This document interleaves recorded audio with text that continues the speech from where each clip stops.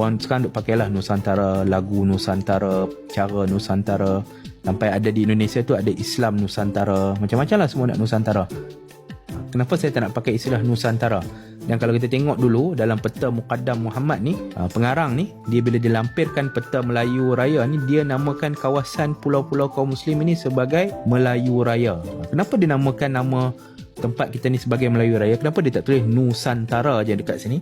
Profesor Syed Muhammad Nakib Alatas, dia kurang bersetuju kalau kita nak menamakan tempat kita ni sebagai Nusantara. Sebab apa? Kita tengok balik dia punya akar kata Nusantara tu sendiri. Apa asal usul perkataan Nusantara? Nusantara tu maksud dia Nusa Antara. Nusa Antara.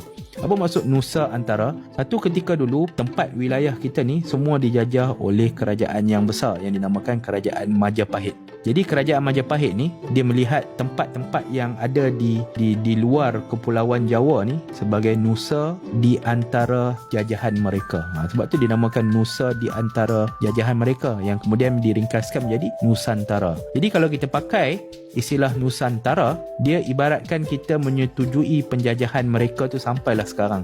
Penjajahan geng-geng Majapahit ni kepada orang Melayu. Jadi itu satu beban sejarah lah yang kita pikul kalau kita pakai Nusantara tu.